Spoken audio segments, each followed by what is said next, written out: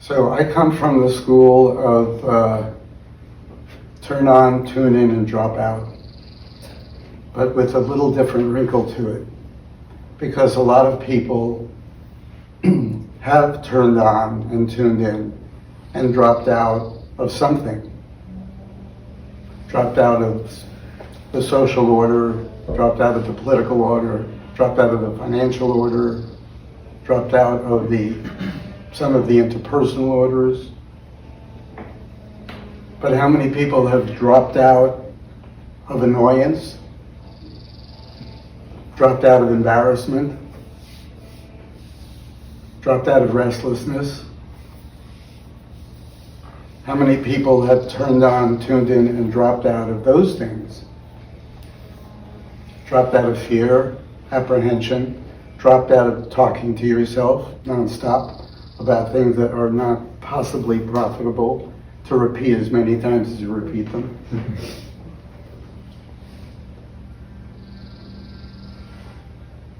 So I'm in the school of turn on, tune in, and maybe drop out of some of these other things, because I certainly live non-conventionally. But more to turn on and tune in and drop out of these other things, these other restrictive obstacles that we have to whatever it is that could come after that if we weren't victims of talking to ourselves nonstop, of supporting our image in every possible way and seeing danger everywhere that image might be threatened.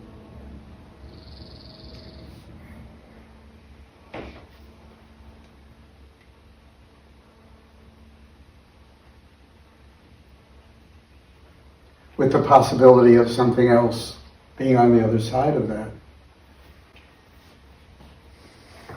I'm thinking of a physicist, Werner Heisenberg.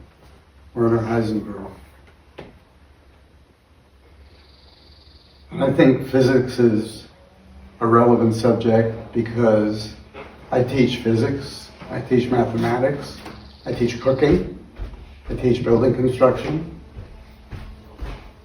I don't teach spirituality because spirituality teaches us. We don't have to teach it. It's hidden beneath. But if we can learn all the things that are presented to us in our lives,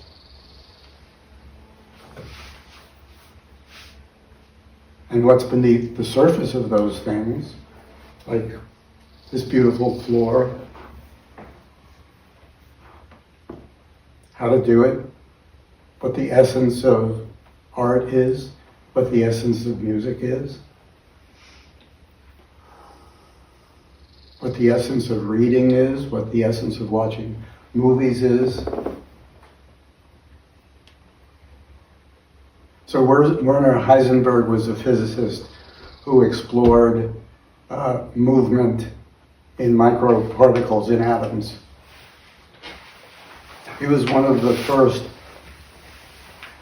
physicists to explore beneath the surface of things how much movement there was in the atom. Not only were the electrons moving in patterns not yet explored, but within the nucleus of that atom, even the protons and the neutrons, even they were moving. So much movement going on, so much vibration going on in those atoms. And we know we're made up of those things, as is everything else, but we're oblivious to their movement. How much awareness could be there if we're oblivious to their movement? They're vibrating us and everything around us constantly because they're in movement. You know how movement creates vibration. And they are moving. Not only the electrons, which we know a little bit about, at least philosophically, but in that nucleus also movement.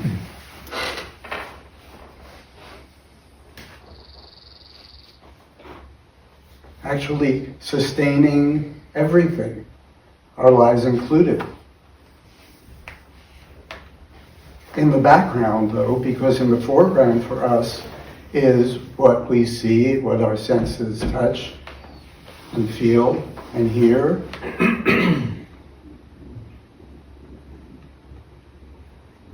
Our external activities, our observations, our opinions, our I want, I need, I like, I don't like, occupies us so much, I think, I know, occupies us so ubiquitously,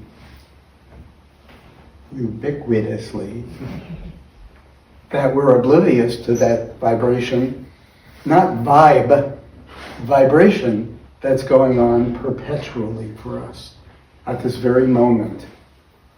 You are in vibration, but you are not aware of it.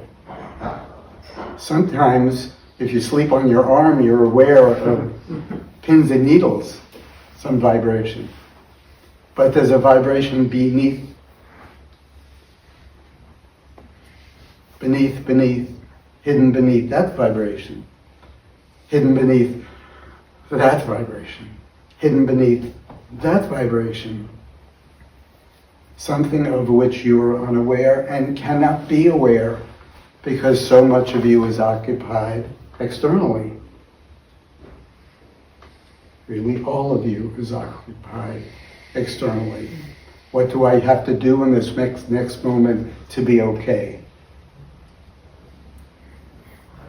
Not recognizing that there is something supporting your breathing, your respiration, your thoughts, at the essence of it, and you're not aware of that something. And cannot be because that covering is suppressing that experience for you. An experience that I live with and you don't.